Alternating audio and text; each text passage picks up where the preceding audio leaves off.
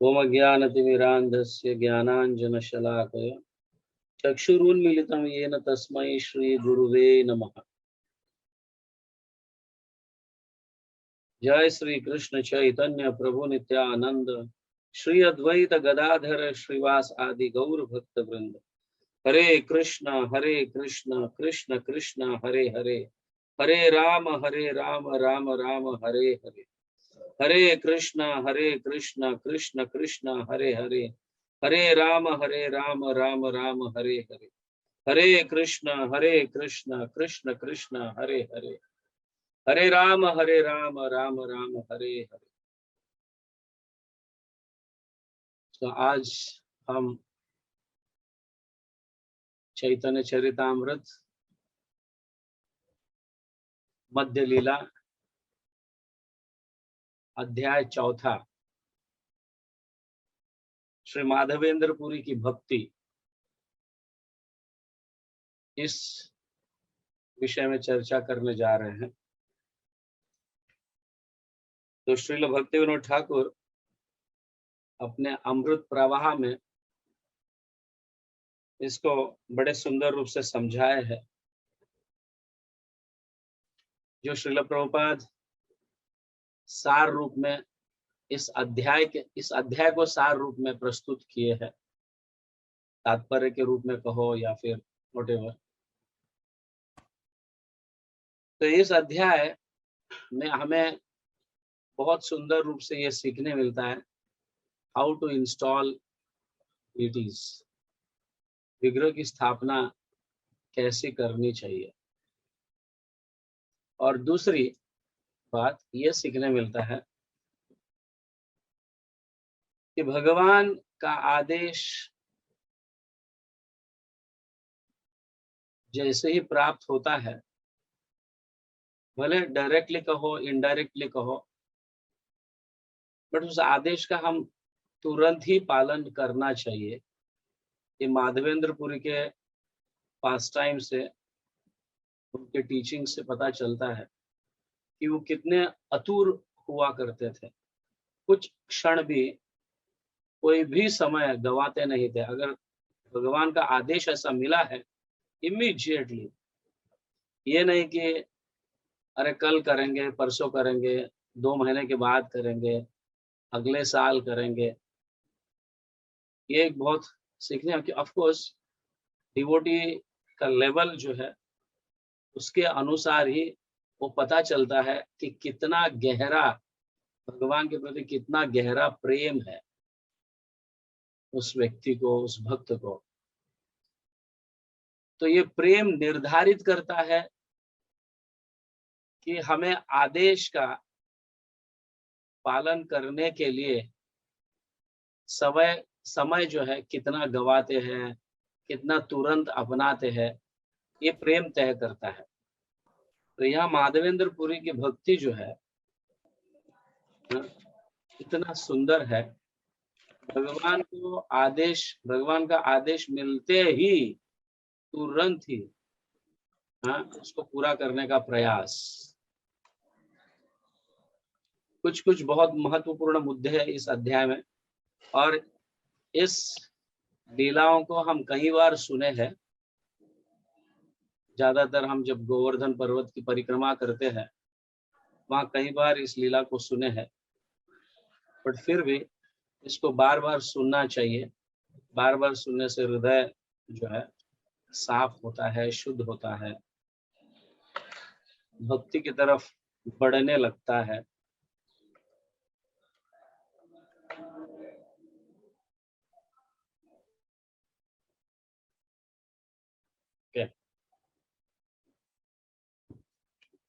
तो यहाँ हम देखे थे कि कैसे चैतन्य महाप्रभु संन्यास लेने के उपरांत नित्यानंद प्रभु ठगा कर उन्हें नवद्वीप लेके गए, अद्वैताचार्य के घर लेके गए।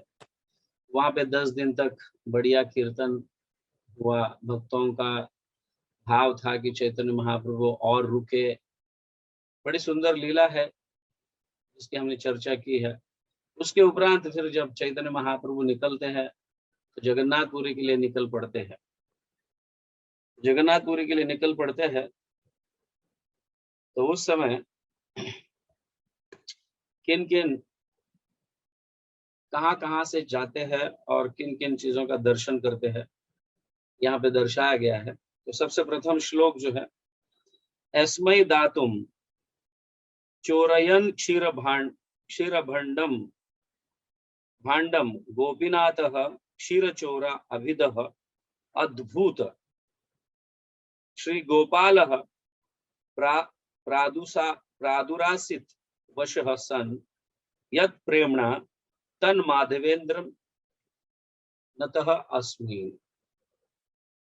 मैं माधवेंद्रपुरी के चरणों में सादर नमस्कार करता हूं, जिन्हें श्री गोपीनाथ ने खीर का एक पात्र चुरा कर दिया और तत्पश्चात स्वयं क्षीर चोर गोपीनाथ कहलाने लगे। माधवेंद्रपुरी के प्रेम से प्रसन्न होकर गोवर्धन स्थित श्री गोपाल विग्रह ने जन समूह को दर्शन दिया। ऑफ कोर्स माधवेंद्रपुरी के कारण ही हम आज श्रीनाथ जी के दर्शन कर पा रहे हैं, नहीं तो वो हर हमेशा के लिए छुपा रहे, मतलब छुप कर रहे थे। बट कृष्णदास कविराज इस तरह से कहते हैं, माधवेंद्रपुरी के कारण ही, उनकी कृपा से ही हम आज श्री गोपाल जी के दर्शन कर पा रहे हैं। ऐसा यहाँ पे कहा गया है, जय जय श्री गौरचंद्र श्री नित्यानंद, जय अद्वैत जय गौर भक्त वृंद। सभी गौर भक्त वृंद को मेरा प्रणाम है, चैतन्य महाप्रभु को प्रणाम है, नित्यानंद प्रभु को प्रणाम है, अद्वैत आचार्य को प्रणाम है। उनकी कृपा से ही मैं ग्रंथ लिख पा रहा हूँ। इस तरह से यहाँ पे कहा गया, महाप्रभु जगन्नाथपुरी के लिए निकल पड़ते हैं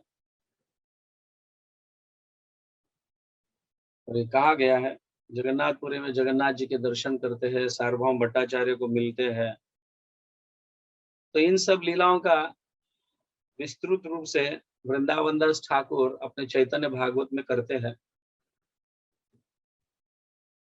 तो कृष्णदास कविराज ये कह रहे हैं कि मैं उन लीलाओं का विस्तार रूप से कहूंगा या लिखूंगा जिनको वृंदावन दास ठाकुर नहीं लिखे हैं। इस तरह से यहाँ पे कहा जा रहा है, श्री चैतन्य महाप्रभु की सभी लीलाएं स्वभावतः अत्यंत अद्भुत और मधुर है, और जब उनका वर्णन वृंदावन दास ठाकुर द्वारा किया जाता है तो अमृत की धारा के समान बन जाती है। तो इसका अर्थ यह है कि हमें वृंदावन दास ठाकुर का चैतन्य भागवत को भी पढ़ना चाहिए, क्योंकि कुछ कुछ लीलाएं जो है उनमें बड़े अद्भुत रूप से समझाया गया है। जो लीलाएं वहां पे नहीं समझाया गया है, उस लीलाओं को चैतन्य चरितामृत में कृष्णदास कविराज समझाते हैं। अगर चैतन्य महाप्रभु को पूर्ण रूप से या उनके सारे लीलाओं को समझना है, जानकारी लेनी है, तो हमें दोनों ग्रंथ पढ़ने पड़ेंगे, चैतन्य भागवत और चैतन्य चरितामृत।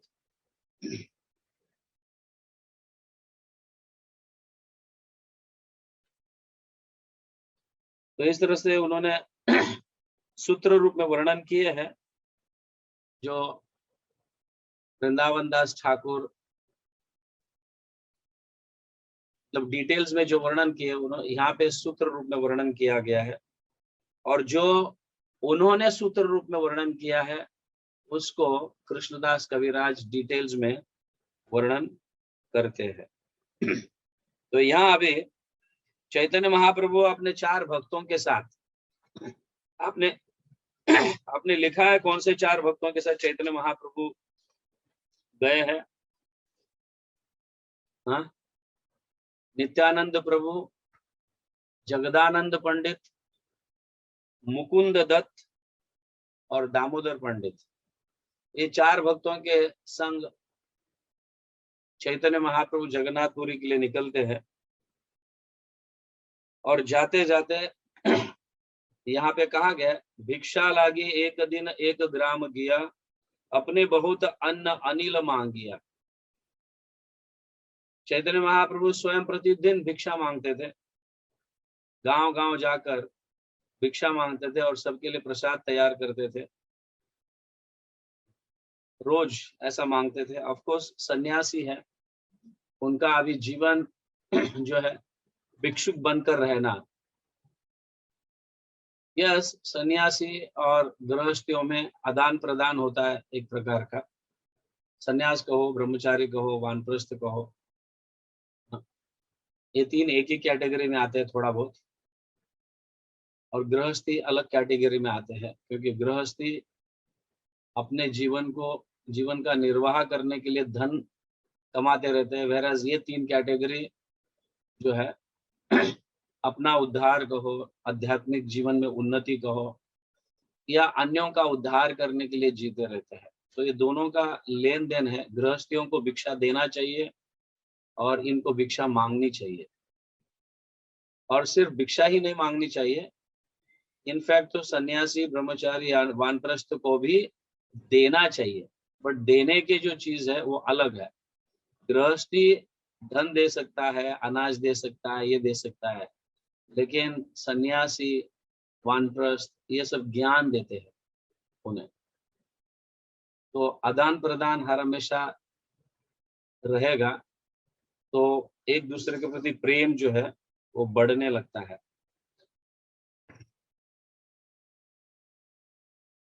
तो रास्ते में हाँ, कई नदियां मिलती है, पहाड़ मिलते हैं, वन मिलते हैं। तो चैतन्य महाप्रभु किसी तरह से बालेश्वर पहुंच जाते हैं, रेमुणा। रेमुणा ते गोपीनाथ परम मोहन, भक्ति करी कैल प्रभु तार दर्शन। रेमुणा के गोपीनाथ परम मोहन बहुत सुंदर है। यस, चैतन्य महाप्रभु उन्हें देखते ही रहे, और चैतन्य महाप्रभु जब गोपीनाथ के दर्शन कर रहे थे तो उस समय अपने गुरु ईश्वरपुरी ने उनके गुरु का वर्णन किया था, उसका स्मरण कर रहे। ईश्वरपुरी के गुरु कौन है? माधवेंद्रपुरी। ईश्वरपुरी के गुरु माधवेंद्रपुरी है, और ईश्वरपुरी चैतन्य महाप्रभु के गुरु है। तो चैतन्य महाप्रभु जब गोपीनाथ के दर्शन किए तो उन्हें स्मरण हुआ कि मेरे गुरु ने अपने गुरु का किस तरह से वर्णन किए, गोपीनाथ ने कितनी माधवेंद्रपुरी पर कृपा की, कैसे उन्होंने खीर चोरा, ये सब स्मरण करने लगे। जो जो ईश्वरपुरी ने उन्हें कहा डिटेल्स में, as it is Chaitanya Mahaprabhu इन भक्तों के सामने कह रहे हैं। अपने ग्रैंड गुरु मतलब माधवेंद्रपुरी के गुणगान गा रहे हैं। और जब गुणगान गाते हैं, इतना मधुर गुणगान गाते हैं चैतन्य महाप्रभु, बड़े मधुर गुणगान गाते हैं। उनकी भाषा, उनकी शैली जो है। तार पाद पद्म निकट प्रणाम करिते, तार पुष्प चूड़ा पड़िल प्रभुर माथे। जैसे ही चैतन्य महाप्रभु गोपीनाथ के दर्शन लिए और उनके चरणों में नमस्कार किया, चरणों में माथा टेकने गए, तो गोपीनाथ का पुष्प चूड़ा जो है, मतलब मुकुट जो पुष्प से बना है, वो चैतन्य महाप्रभु के सर पर गिर गया। चैतन्य महाप्रभु के पुष्प मुकुट जो है चैतन्य महाप्रभु के सर पर गिर गया। तो चूड़ा पाया महाप्रभु आनंदित मन। उनके सर पर ये मुकुट गिरने के बाद बड़े आनंद का अनुभव चैतन्य महाप्रभु करने लगे, प्रसन्न हुए और बहु आनंद उन्मत्त होकर नृत्य किए, गीत गाए। वहां पे भक्तों के संग में अनेक भक्त वहां पे इकट्ठा हुए, चैतन्य महाप्रभु कीर्तन किए, नृत्य किए, सभी भक्तों के संग में रहकर आनंद का अनुभव हुआ। जैसे मुकुट गिर गया उनके सर पर, अति प्रसन्न हो गए चैतन्य। कुछ उन्हें एक अलग प्रकार का फील ऐसा हुआ कि गोपीनाथ कुछ चाहते हैं मुझसे, ऐसा फील हुआ। तो उसी के कारण माधवेंद्रपुरी के गुणगान वहां बैठकर गोपीनाथ के सामने चैतन्य महाप्रभु कर रहे हैं। ऐसा लगता है कि गोपीनाथ चाहते हैं कि माधवेंद्रपुरी के गुणगान चैतन्य महाप्रभु स्वयं गाए, ऐसा प्रतीत होता है। प्रभुर प्रभाव देखी प्रेम रूप गुण, विस्मित भइला गोपीनाथेर दासगण। श्री चैतन्य महाप्रभु के प्रगाढ़ प्रेम को देखकर, उनके सौंदर्य को देखकर, दिव्य गुणों को देखकर सारे सेवक जो है बड़े आश्चर्यचकित हुए। कितना सुंदर नृत्य कर रहे हैं, कैसे गा रहे हैं सभी भक्तों के समूह में, इस तरह से। तो ये सब खत्म होने के बाद चैतन्य महाप्रभु की इच्छा होती है कि वो खीर का जो है प्रसाद इन्हें भी प्राप्त हो। ये खीर यहाँ का अद्भुत है। जो जो भक्तगण गोपीनाथ के दर्शन किए हैं तो शायद ये खीर खाया होगा। Am I right, Nathan? Nathan Prabhu, kheer खाया ना? बड़ा स्वीट मधुर ये खीर है। तो चैतन्य महाप्रभु की जो है इच्छा हो गई। क्यों? क्योंकि पूर्वे ईश्वर पूरी तरी कैया छे न कथा। तो इस खीर के विषय में कथा कही थी ईश्वरपुरी ने चैतन्य महाप्रभु को, इसलिए खीर की स्पेशलिटी, इसको चखने के लिए चैतन्य महाप्रभु की इच्छा होती है। क्योंकि मेरे पढ़ दादा गुरु जो है, मतलब मेरे गुरु के गुरु जो है, इस खीर को खाने की इच्छा की थी। और वो मैंने मेरे गुरु के मुख से सुना, और कैसे भगवान ने उन्हें चोरी कर कर, उस खीर को चोरी कर कर किसी ना किसी तरह से माधवेंद्रपुरी तक पहुंचाए, ये चैतन्य महाप्रभु स्मरण कर रहे हैं। और वो स्मरण करते करते उनको भी इस खीर को चखने की इच्छा होती है।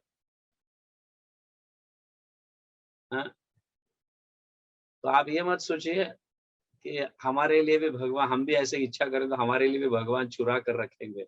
समझ गए ना? भगवान सभी के लिए चुराते नहीं है। जिसका हृदय कोमल है, मुलायम है, मक्खन के जैसा है, ऐसे ही हृदय वाले के जिनका हृदय ऐसा है, उनके लिए भगवान कुछ भी करते हैं। जैसे 5000 साल पहले कृष्ण माखन चुराते थे, गोपियों के घर जाकर माखन चुराते थे। गोपियों के घर में माखन था और अपने घर में माखन नहीं है, इसलिए औरों के घर में जाकर चुराए, ऐसी बात नहीं है। गोपियों का हृदय माखन के जैसा था, इसके लिए उनके हृदय को चुराते थे।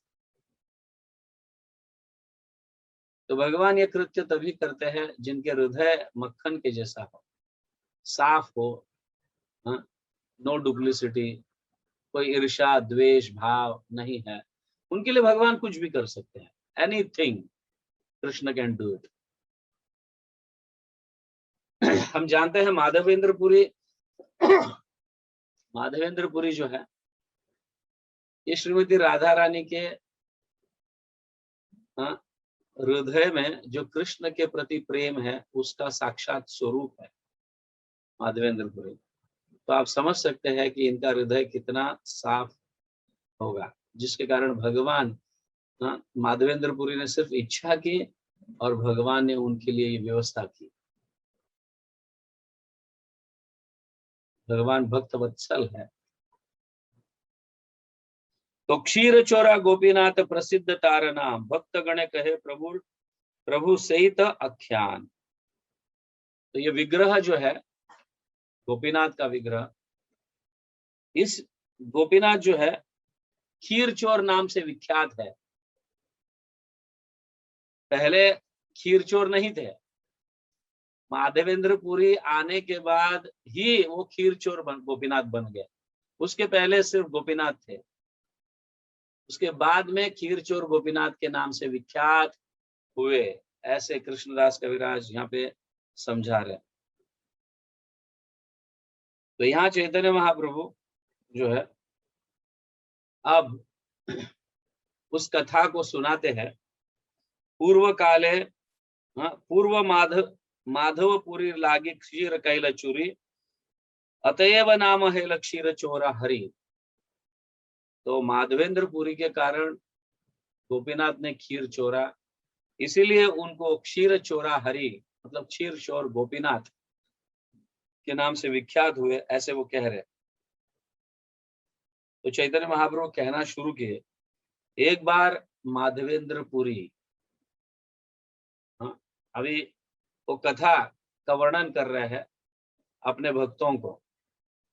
चैतन्य महाप्रभु इस कथा का वर्णन कर रहे हैं अपने भक्तों को। तो एक बार माधवेंद्रपुरी जो है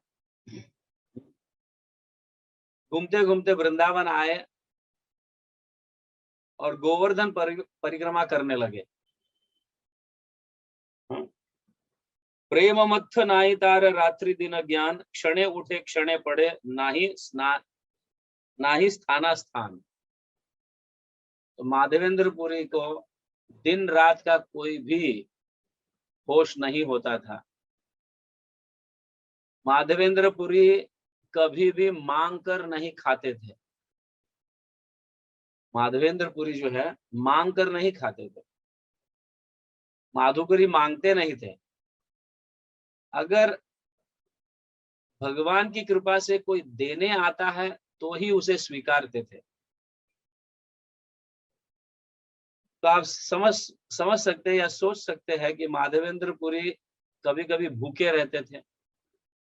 कोई देता तो ही वो खा लेते, नहीं तो मांगते नहीं थे। इसका अर्थ है वो 2-2 3-3 दिन तक, कभी कभी हफ्ता हफ्ता भूखे रहते थे। तो इतना प्रेम उन्माद हुआ करता था उनके हृदय में।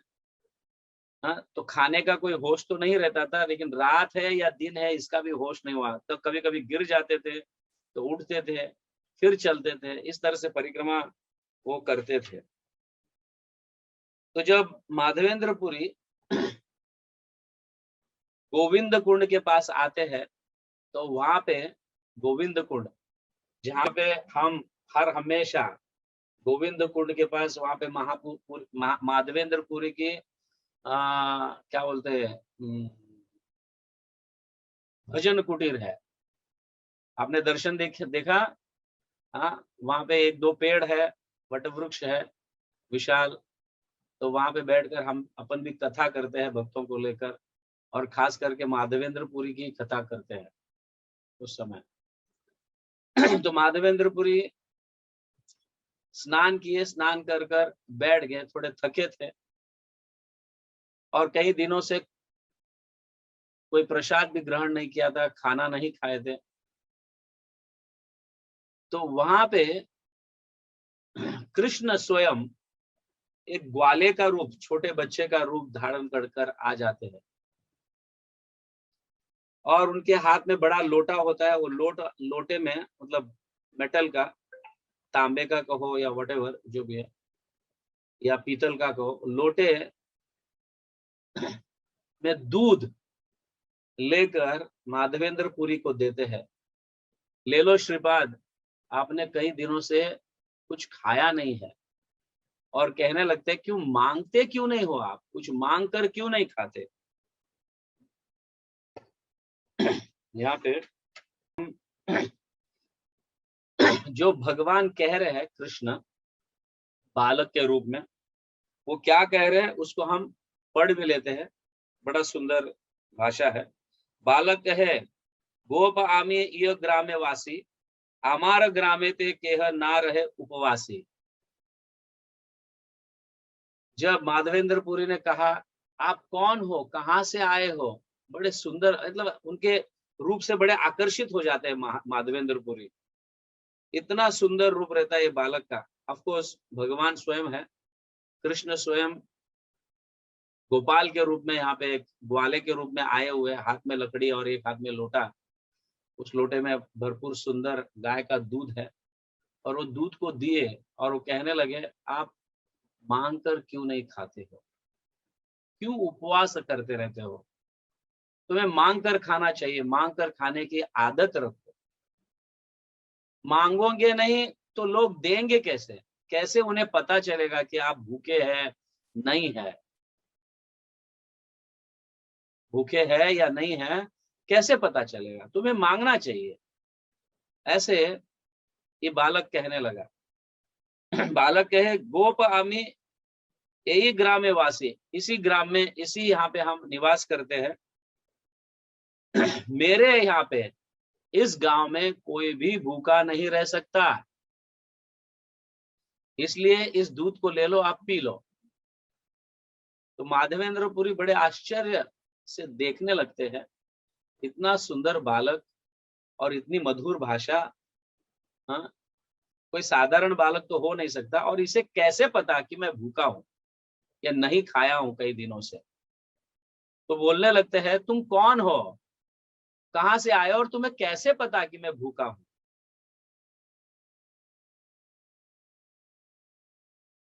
तो ये जानना चाहते थे। केह अन्न मागे खाए, केह दुग्धार, अयाचक जने आमी दियत आहार। मैं लाया हूं इसे, आप इसे लेकर अपना पेट भर लो, आप इसे पी लो तो आपको आराम मिलेगा, आपका थकान दूर होगा। तो माधवेंद्रपुरी कह रहे, तुम्हें कैसे पता। माधवेंद्रपुरी ये जानना चाहते थे, तुम्हें कैसे पता कि मैं भूखा हूं, पहले वो बता। तो भगवान टालने लगे, उनको कैसे पता। फिर आगे कहते हैं, जल नीते, वो कहने लगते हैं, गोविंद कुंड में जल भरने के लिए जो स्त्रियां आई है, वो तुम्हें देखती है, और स्त्रियां जानते हैं, ऑफ कोर्स उनके हृदय में माँ का स्वभाव होता है, माँ का गुण होता है उनके हृदय में। तो जैसे वो बच्चे को समझ जाती है कि मेरा बच्चा भूखा है, रोता है तो भूखा है, खेल नहीं पा रहा है तो शायद उसके शरीर में शक्ति नहीं है। तो इस तरह से माधवेंद्रपुरी के थकान को भी देखकर भगवान कहने लगे, ऑफ कोर्स स्त्रियां ने कुछ कहा नहीं है, लेकिन भगवान एक बहाना बात बनाते हैं, बताते हैं कि स्त्रियां या गोविंद कुंड में जो पानी भरने के लिए आई है, उन्होंने बताया है कि तुम कई दिनों से खाए नहीं हो।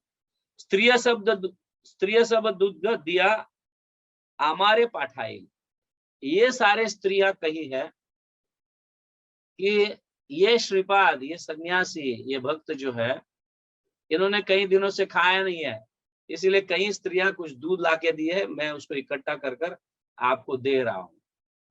ऐसे भगवान कह रहे हैं माधवेंद्रपुरी को। तो गोदोहन करीते चाहिए, शीघ्र आमी आप, आर बार आसी, आमी आई भांड लई। मुझे दूध धोने के लिए जाना है, मैं थोड़े जल्दी में हूं, हाँ, मैं आऊंगा और इस आपके मेरे इस भांड को, मतलब इस बर्तन को मैं ले लूंगा, आप आराम से पी लो। ऐसे कहकर भगवान, हाँ, निकल जाते। ये तो बलि गेला बालक ना देखिए आर, माधवपुरी चित्त हईल चमत्कार। देखते ही देखते ये बालक गायब हो गए।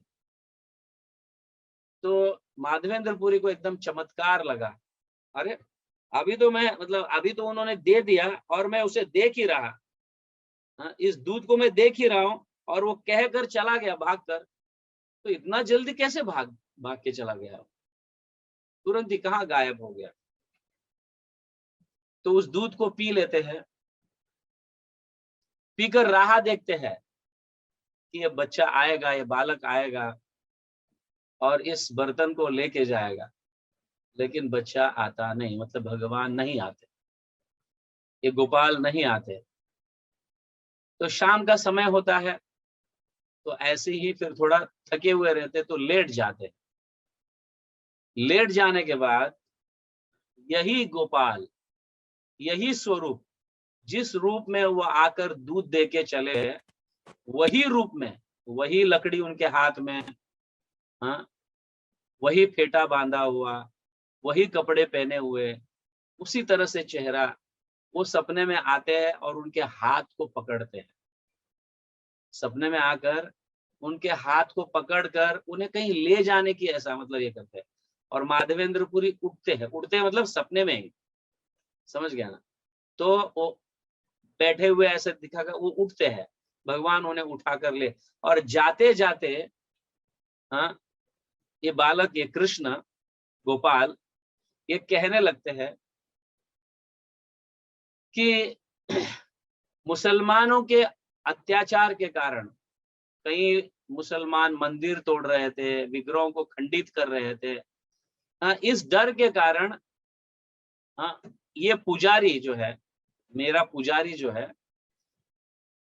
ये भाग कर चला गया, उसको यहाँ पे छिपा कर, मतलब मुझे इस पेड़ के आड़ में छुपा कर वो चला गया भागकर। ऐसे हाथ में हाथ पकड़कर उस जंगल में ले जाते हैं, मतलब उस पेड़ों के पास ले जाते हैं, वो स्वयं हाथ पकड़कर ले जाते हैं कि कहाँ मुझे छिपाया गया, स्वयं पकड़कर ले जाते हैं और वहां पे दिखाते हैं, दर्शन कराते हैं। तो पेड़ के नीचे बहुत सारा धूल रहता है, हाँ, कई पत्ते, ये सब रहते हैं। और ये गोपाल कहने लगते हैं कि आप कल सुबह उठकर सभी को बता दो और मुझे यहाँ से निकालो, सब लोग आकर मुझे यहाँ से निकालो। मैं बहुत दिनों से यहाँ पे मतलब पीड़ित हूँ, कभी ठंड लगता है, इतनी गर्मी लगती है, हाँ, बारिश भी गिरते रहती है, और कई दिनों से तो मैं खाना भी नहीं खाया हूँ, मैं कुछ खाया भी नहीं हूँ, मुझे बहुत भूख लग रही है। तो किसी तरह से सबको बुलाकर, हाँ, मुझे यहाँ से निकालो, निकाल कर अच्छी तरह से मुझे साफ कर कर, हाँ, मेरी प्राण प्रतिष्ठा वापस प्रतिष्ठित कर कर, मेरी स्थापना कर कर, हाँ, सभी गांव वालों को बोल दो, या मतलब आप अच्छी तरह से भोजन बनाकर मुझे खिलाओ। ऐसे भगवान कहते हैं, कृष्ण इस बालक के रूप में आकर माधवेंद्रपुरी को सपने में कहते हैं, कहकर और वो दिखाकर, हाँ, उस विग्रह को दिखाकर वहां से हाथ छोड़कर अदृश्य हो जाते हैं। तो तुरंत ही माधवेंद्रपुरी जाग जाते हैं, ये क्या हुआ। तो सुबह उठते हैं, अपने दिन दैनिक कार्य करते हैं, स्नान बीन कर कर फिर गांव वालों को इकट्ठा करते हैं। गांव वालों को इकट्ठा कर कर उसी दिशा में जो भगवान लेके गए थे, उसी दिशा में, उन सभी को, गांव वालों को लेके जाते हैं। वही पेड़ के अंदर जिस तरह से उन्होंने सपने में देखा था, उसी तरह से वो पेड़ के अंदर वहां पे भगवान को, मतलब गोपाल को छुपाया रहता है। और उनको निकालते हैं, धूल बील निकाल कर, कचरा वगैरह निकाल कर, सब भक्त मिलकर, हाँ, उन्हें ले आते हैं। और जिस तरह से भगवान आदेश देते हैं सपने में कि मुझे पर्वत के ऊपर एक सुंदर मंदिर बनाकर मेरी स्थापना करो, तो उसी तरह से माधवेंद्रपुरी सभी को इकट्ठा करते हैं और सुंदर पत्थरों का आसन बना देते हैं। आसन बनाकर फिर उस विग्रह को वहां पे रखते हैं और पीछे से उसको टेका देते हैं। पीछे से भी एक बड़ा पत्थर रखते हैं, जिसके कारण वो शिला अच्छी तरह से, हाँ, बैठ जाए। बड़ा सुंदर व्यवस्था करते हैं। और फिर जो है,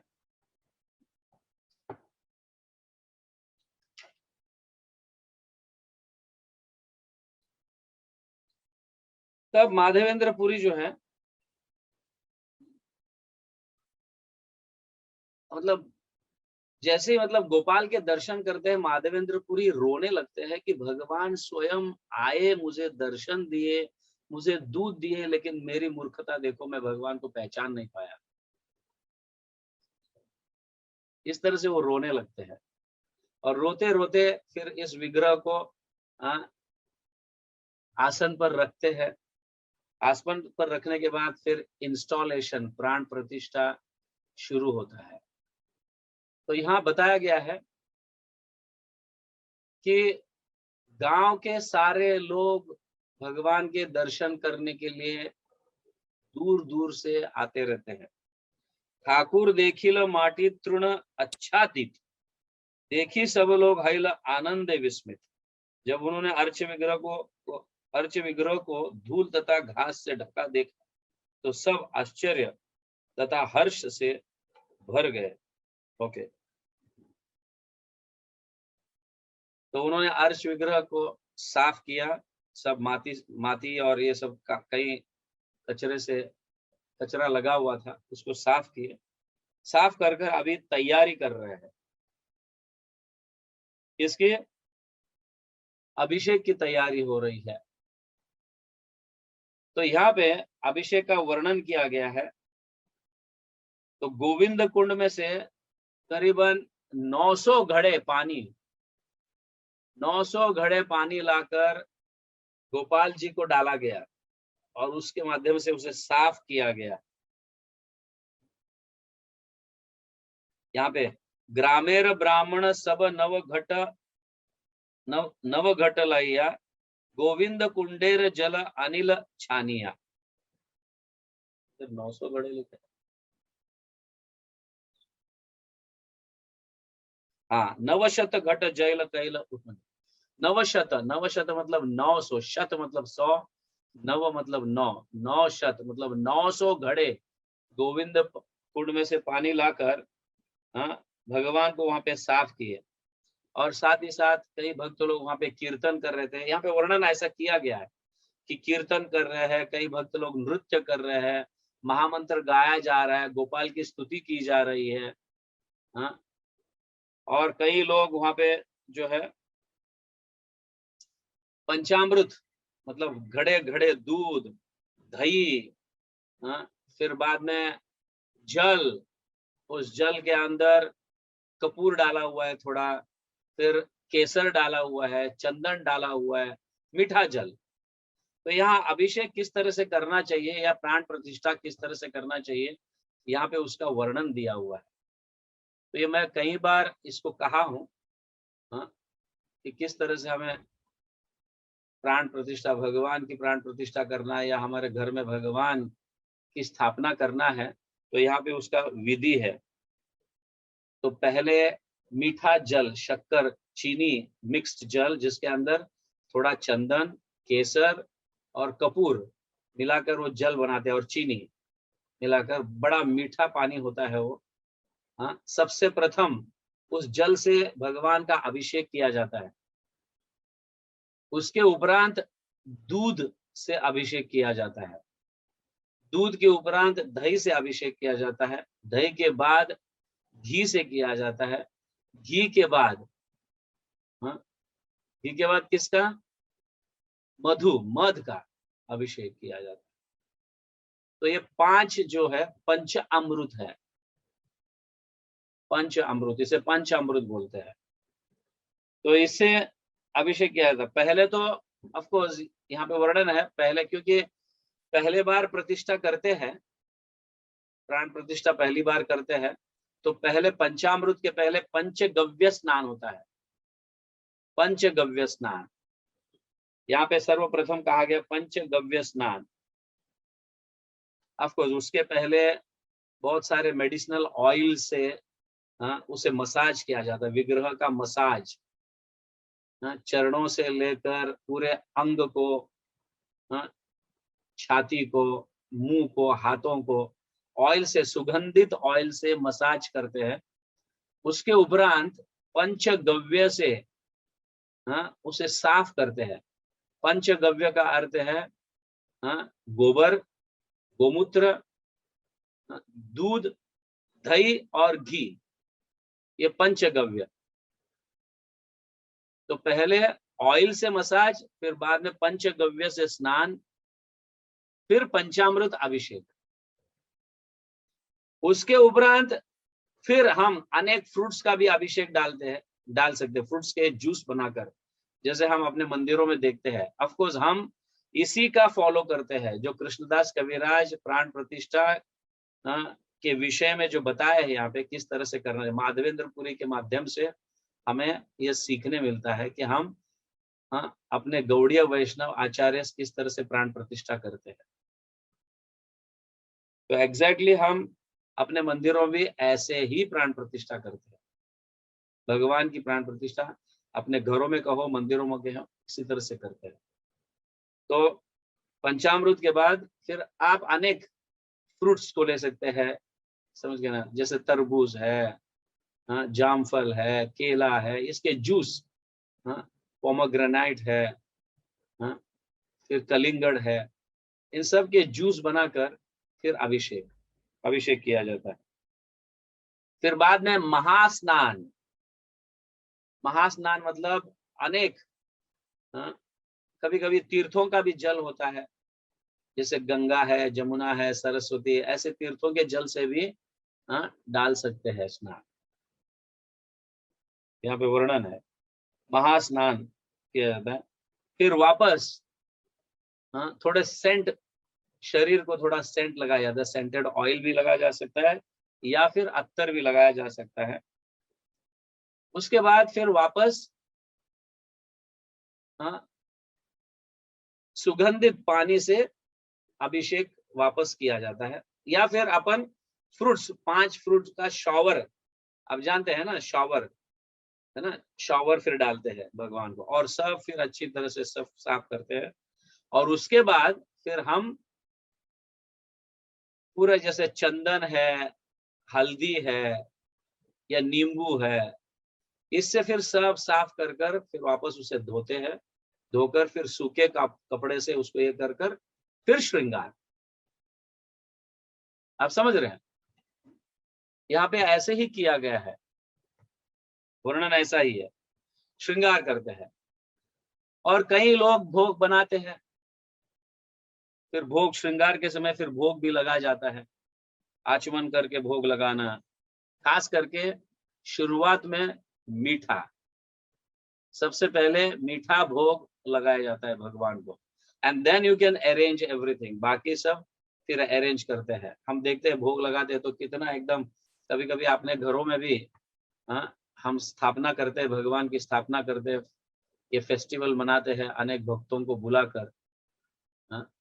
ये सब अभिषेक वगैरह हो जाने के बाद फिर हम भोग लगाते हैं भगवान का, भगवान को भोग लगाते हैं, सजाते हैं, उनका श्रृंगार करते हैं, मंत्रों का उच्चारण कर कर उनको भोग ग्रहण करने के लिए विनंती करते हैं।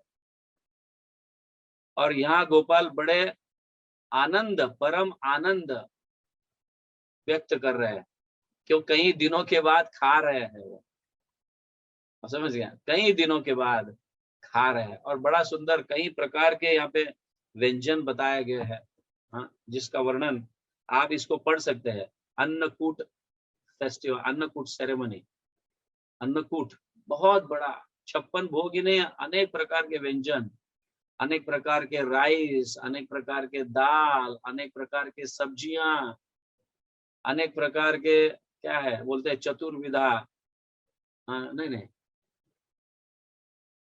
मंगल आरती में है ना, हम गाते हैं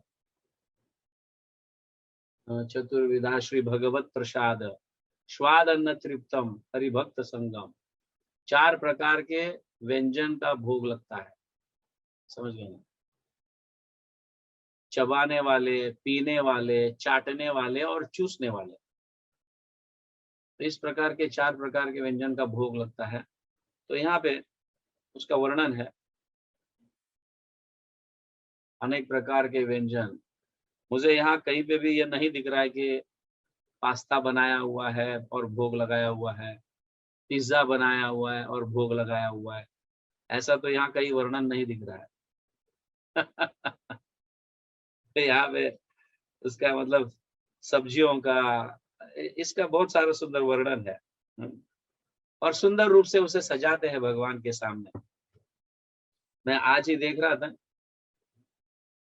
मैंगो का सीजन है, तो कई मंदिरों में मैं विठल मंदिर के भी दर्शन कर रहा था, अपने सीजनल फ्रूट्स पूरा पूरा मैंगो से सजाया हुआ, पूरा मंदिर मैंगो से सजाया हुआ है।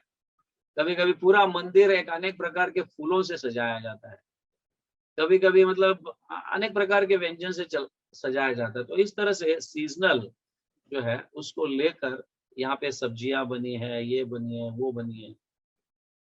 यहाँ पे ऐसा कहीं पे भी ये नहीं किया है कि प्रोसेस्ड फूड का भोग लगाया गया है, जो ऑलरेडी बनाकर 4 दिन हो गए और उसको यहाँ पे, जैसे फॉर एग्जांपल पिज्जा, उसकी रोटी 4 दिन या कई दिनों से पहले बनी हुई है, अभी हम उसको गर्म कर कर लगाते हैं।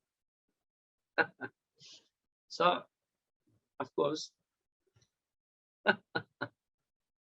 हम थोड़े मॉडर्न जमाने के हैं, हमारा टच जरा पाश्चात्य देश के साथ है। इस्कॉन मतलब इंटरनेशनल सोसाइटी है हमारी, तो इंटरनेशनल फूड भी लगता है। Mostly international food always is all processed food, समझिए, वो ताजा कभी नहीं खाते हैं। बिस्किट खाएंगे, हाँ, पता नहीं मतलब कैसे कैसे प्रकार के जूस पिएंगे, हाँ, हाँ, मतलब कई दिनों का बनाया हुआ खाना जो है। लेकिन हमारा जो है देसी जो है, जो यहाँ पे वर्णन किया जा रहा है, they are fresh cooked now, अभी बनाया हुआ खाना। इस भोग को भगवान बड़े आनंद से खा रहे, खाते समय उन्हें परमानंद का अनुभव हो रहा है। ऑफ कोर्स कई दिनों से खाए तो नहीं है, इसीलिए उनको अभी परमानंद का अनुभव, क्या भोजन है।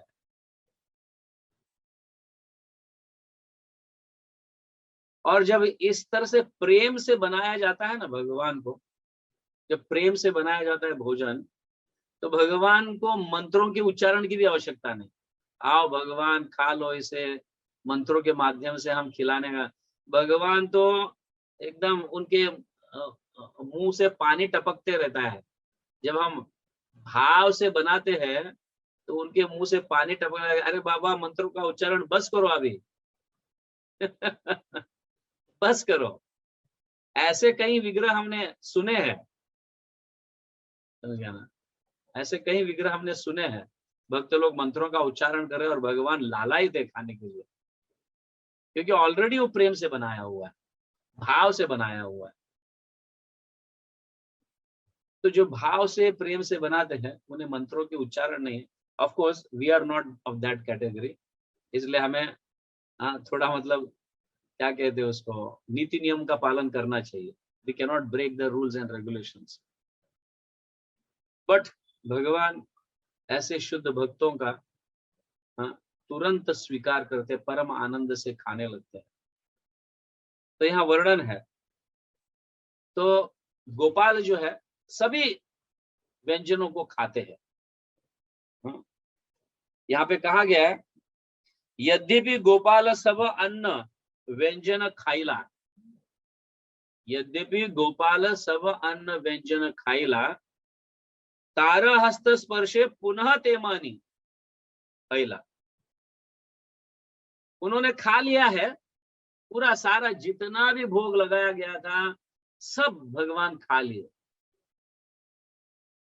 लेकिन उनके हाथ का स्पर्श उस अन्न को हो रहा था, इसलिए वो वैसे के वैसे है, वापस खाने के उपरांत भी वैसे के वैसे ही था, क्योंकि उनके हाथों का स्पर्श हुआ है, इसलिए वो वैसे के वैसे ही था।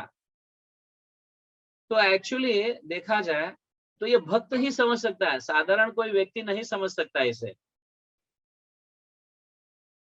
साधारण व्यक्ति ऐसे समझता है कैसा ये विग्रह कैसे खा सकता है, थोड़ी ये विग्रह खा सकता है, इसलिए वो ऐसे ही रहा। एक साधारण व्यक्ति ऐसे समझता है, विग्रह खाता नहीं है, वो ऐसा ही, ये सिर्फ मतलब इमेजिनेशन, या बच्चे जैसा लगने लगता है कुछ बाहर के लोगों का, थोड़ी ऐसा कोई खिलाता है ये। बट यहाँ पे क्लियरली कहा गया है यद्यपि गोपाल सब अन्न व्यंजन खाइला, मतलब गोपाल ने सारे व्यंजन अन्न को खा लिया। तारा हस्त स्पर्शे, उनके हाथ का स्पर्श हुआ, इसीलिए वो व्यंजन पुनः वैसे के वैसे ही है खाने के उपरांत भी। This is very much needed to understand.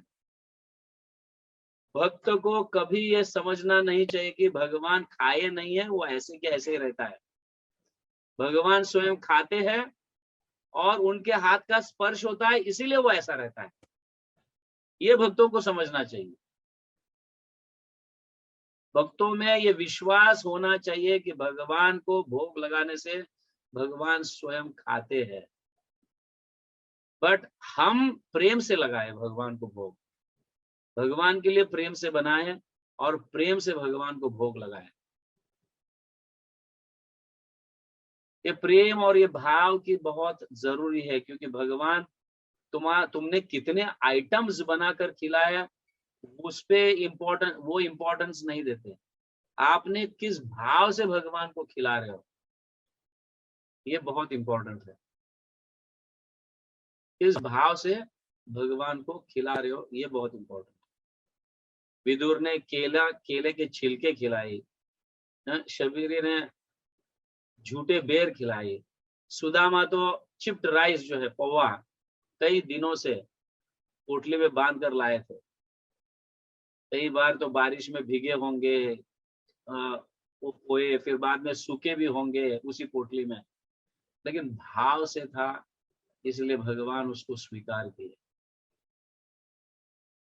तो यहाँ पे भाव बहुत महत्वपूर्ण है। जब भी हम भगवान की सेवा करते हैं, भाव बहुत महत्वपूर्ण है। ये नहीं होना चाहिए कि मुझे वो खाना है इसलिए वो भोग लगाए या इसलिए वो भगवान को बनाए। तो मुझे पिज्जा अच्छा लगता है इसलिए पिज्जा बनाकर भगवान को लगाओ, तो यहाँ तो पिज्जा का वर्णन ही नहीं है, ना ही पास्ता का वर्णन है, कोई भी वेस्टर्न डिशेस का वर्णन यहाँ पे नहीं है। आप समझ रहे हैं? यहाँ पे सुंदर मतलब दही के मतलब दही को लेकर कई व्यंजन बनाए हुए हैं, दूध को लेकर कई मिठाइयां बनाए हुए हैं, चावल के कई प्रकार के rice, sweet rice, lemon rice, अनेक अनेक प्रकार के राइस, टैमरिंड राइस, कई प्रकार के राइस बनाए हुए हैं, कई प्रकार के, एक सब्जी को लेकर कई प्रकार की सब्जियां बनाए हुए हैं। जैसे हम पालक पनीर बनाते हैं, अलग पालक भी बनाते हैं, पालक चना बनाते हैं, ऐसे वैरायटीज ऑफ सब्जीज बनाए हुए हैं। एक सब्जी को लेकर ऐसे कई सब्जियां, कई प्रकार के दाल, कई प्रकार के पकोड़ा, कई प्रकार के वड़ा, यहाँ पे वर्णन है उसका। तो अगर ज्यादा ही अपने घर पे इंस्टॉल कर रहे हैं हम, अगर भगवान के लिए ज्यादा भोग बनाना ही है, तो क्यों नहीं यहाँ ये पढ़कर बनाया जाए। यहाँ पे जो दिया गया है एग्जैक्टली ऐसे पढ़कर बनाएंगे तो हमारा कॉन्शियसनेस भी वो रह जाता है। नहीं ना, हमारे कृष्णदास कविराज, हाँ, या हमारे माधवेंद्र पुरी अपने गोपाल के लिए ऐसे बनाए थे, तो हमारा कॉन्शियसनेस ऐसा बदल जाता है। नहीं तो हमारी सिर्फ यही चल रहा था, अभी ये बनाया, अभी वो बनाया, कब खत्म होगा ये आरती और कब मैं उसको उठा लूं। मैंने तो कभी कभी देखा है, आरती हो जाने के बाद तो भक्त लोग सीधा हाथ डालकर उसमें से उठाते हैं, देखते ही देखते सब पता मतलब सब खत्म हो जाता है, कहाँ गया ये सब। We have seen that. तो इस तरह से so this is pure devotional service. तो माधवेंद्र पुरी जान गए, मतलब एक्चुअली क्या है, शुद्ध भक्तों को ये रिवील होता है।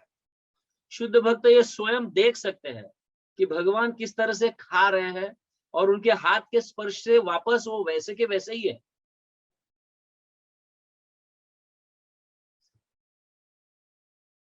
So 1 - 1 = 1। ये स्पिरिचुअल कैलकुलेशन है। Material calculation 1 - 1 = 0, but spiritual calculation जो है 1 - 1 = 1। भगवान खाने के बाद भी वो ऐसे के ऐसे ही रहता है। माधवेंद्रपुरी क्लियरली कह रहे हैं, उनका अनुभव है ये, यहाँ पे लिखा गया, यह अनुभव कैला माधव गोसाई तार थानी गोपालेर लुकाना किचु ना है। तो गोपाल कुछ छिपाया नहीं उनसे, गोपाल सब कुछ खा भी लिए हैं, और वापस वो सीक्रेट ये है कि गोपाल का हाथ का स्पर्श लगने से वो एज इट इज रह गया वापस। This is very important to understand. So Gopal की पोटेंसी जो है, उनकी शक्ति की चर्चा की गई यहाँ पे। एक दिनेर उद्योग ऐछे मुहस्तव कैला गोपाल प्रभाव है अन्य ना जानीला। उनकी पोटेंसी, उनकी शक्ति कोई समझ नहीं सकता, सिर्फ कौन? भक्तगण ही इसे समझ सकते हैं, भक्तगण ही इसे देख सकते हैं कि गोपाल भगवान खाने के बाद भी वो एज इट इज वैसे ही रहता है। क्योंकि भगवान की ये कृपा है कि अपने भक्तों को अपना उच्चिष्ट अन्न खिलाकर उनके हृदय को शुद्ध करते हैं, उनके इंद्रियों को शुद्ध करते हैं।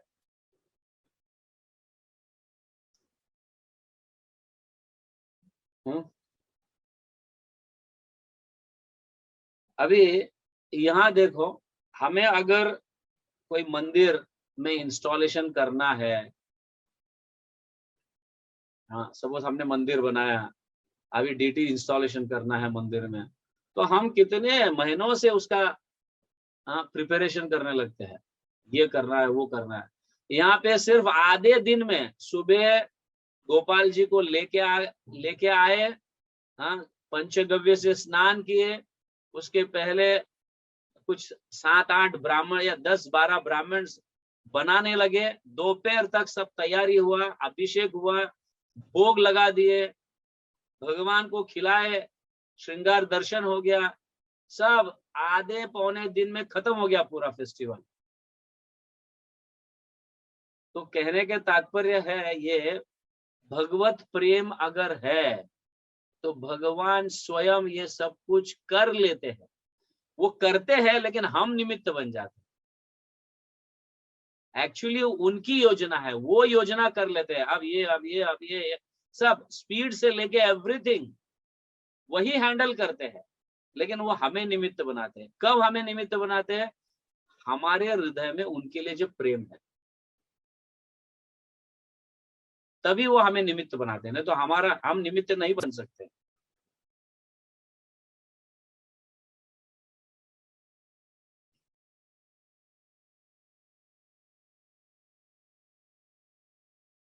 अब समझ गए?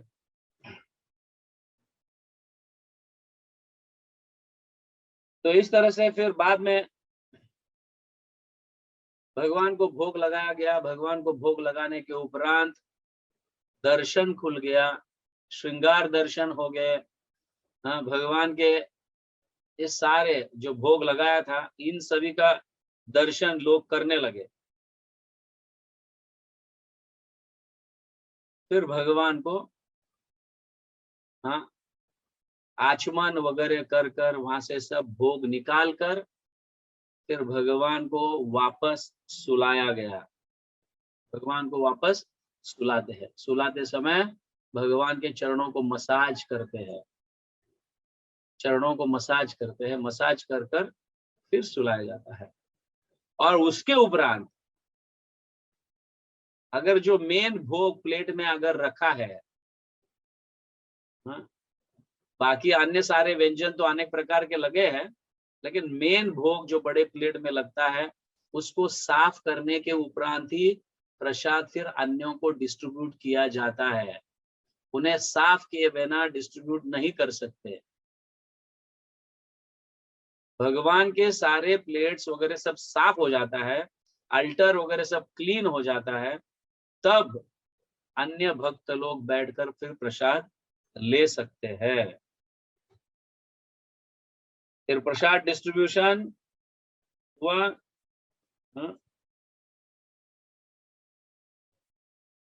तो माधवेंद्रपुरी जो है ये सोचने लगे, ओ आज देखो गोपाल को कितना कई प्रकार के व्यंजन भोग लगे हुए हैं। ये सोच रहे ये ऐसा ही लग रहा है 5000 साल पहले, हाँ, अन्नकूट, गोवर्धन में जो अन्नकूट लगा था वैसे ही दर्शन हो रहा है। समझ गए? यहाँ पे भगवान ने इंद्र की पूजा रोककर गोवर्धन की पूजा की और अन्नकूट कई प्रकार के व्यंजन का भोग लगाया, कई प्रकार के आइटम्स बने थे। वैसा ही यहाँ पे माधवेंद्र पुरी अनुभव कर रहे हैं।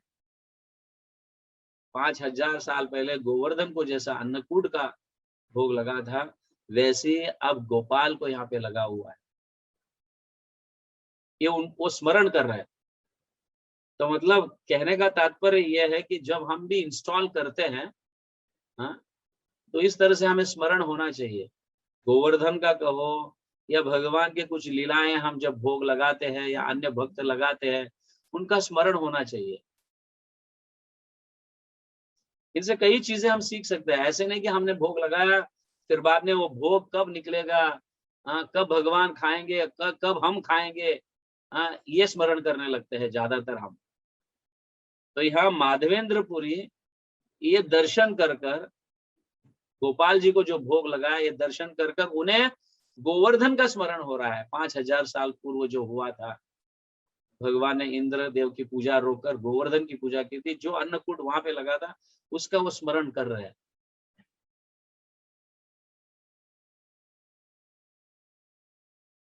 क्लियर हो रहा है? अंडरस्टैंडिंग? हाँ, तो यहाँ पूरा बहुत सुंदर रूप से वर्णन है, किस तरह से इंस्टॉल करना है, किस तरह से भोग लगाना है, भोग लगाते समय भाव क्या होना चाहिए, स्मरण क्या होना चाहिए, बहुत सुंदर। और उसके उपरांत, हाँ, भोग निकालने के बाद फिर डिस्ट्रीब्यूशन किया जाता है। यहाँ पे प्रसाद वगैरह सब हो जाने के बाद, सब भक्त लोग खा लेने के बाद, यहाँ तक कि माधवेंद्र पुरी भी स्वयं उसको ग्रहण किए। ग्रहण करने के बाद कुछ ब्राह्मणों को नियुक्त करते हैं कि अब ये तुम्हारी जिम्मेदारी कि तुम अभी ये सारा सेवा करो। भगवान का मतलब स्नान से लेके, श्रृंगार से लेके, भोजन से लेके, भोग से लेके, उनको सुलाना उठाना, ये सब इस तरह से वहां से कुछ जो जो सेवा किए हैं, वहां पे आकर जो जो सेवा में आगे आए हैं, ऐसे ब्राह्मणों को उन्होंने नियुक्त किया और फिर वैष्णव दीक्षा दी, उन्हें वैष्णव बनाए। नॉट जस्ट ब्राह्मण, वैष्णव दीक्षा दी। वैष्णव दीक्षा देने के बाद फिर उन्होंने आदेश दिया कि तुम अभी ये सेवा करो। कोई भक्त भोग बनाएगा, कोई भक्त भगवान का श्रृंगार करेगा, कोई भक्त भगवान को सुलाएगा, कोई भक्त कीर्तन करेगा। इस तरह से उन्होंने सिर्फ ब्राह्मण नहीं लिए, ब्राह्मण वैष्णवास, ब्राह्मण के उपरांत उन्हें बाद में वैष्णव की दीक्षा दी। वैष्णव की दीक्षा देने के बाद फिर वो अर्च विग्रह के सेवा के लायक बने। इस तरह से यहाँ पे तात्पर्य में श्रील प्रभुपाद समझाते हैं। Even though a Brahmana may be very expert and qualified, he cannot become a priest or a servitor of Vishnu Murti unless he is initiated in Vaishnava mantra and becomes a Vaishnava. Prabhupada समझाते हैं तात्पर्य में। ब्राह्मण सिर्फ urge विग्रह की पूजा कर, ऐसा नहीं, ब्राह्मण तो नहीं, ब्राह्मण वैष्णव बनने के बाद ही अर्च विग्रह की पूजा करनी चाहिए। और वो वैष्णव तभी बन सकता है किसी वैष्णव की कृपा से। उसको कोई भी वैष्णव नहीं बना सकता है, ऐरा गहरा व्यक्ति किसी को वैष्णव नहीं बना सकता है। वैष्णव की कृपा से ही वैष्णव बनता है। माधवेंद्र पुरी महान वैष्णव थे और उन्होंने जो सेवा के लिए सामने आए हैं उन्हीं को उन्होंने चुना। ऐसा नहीं कि सेवा के लिए जो सामने आए उनको छोड़ दिया और किसी और को चुन रहा है, चुने, ऐसा नहीं, अपने प्रिय व्यक्ति को चुने, ऐसा नहीं। जो सामने आए हैं सेवा के लिए, उनका उत्साह देखकर उन ब्राह्मणों को बुलाए, उन ब्राह्मणों को बुलाकर उनको वैष्णव दीक्षा दिए, वैष्णव बनाए और फिर उनको सेवा में नियुक्त किए। This is the process.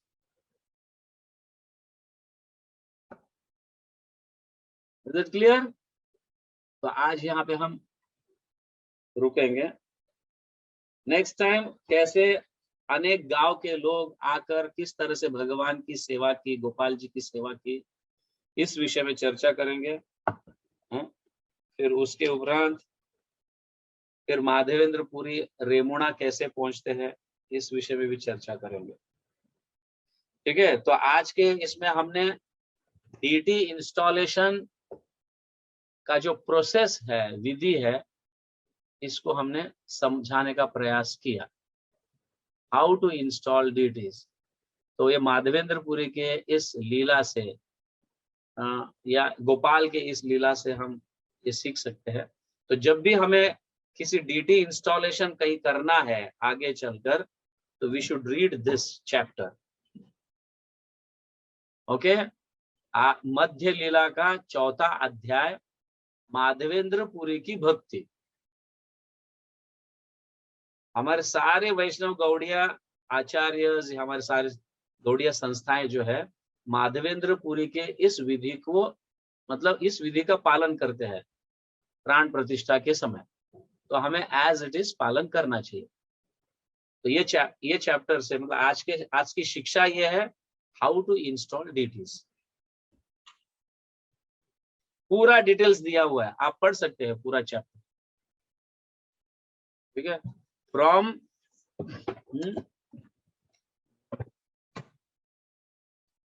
या 1 to 88, फर्स्ट श्लोक से लेकर 88 श्लोक तक आप पढ़ सकते हो इसके डिटेल्स। और प्रभुपाद के तात्पर्य भी पढ़ने का प्रयास करो, तो हमें डिटेल्स पता चलेगा। Is it clear?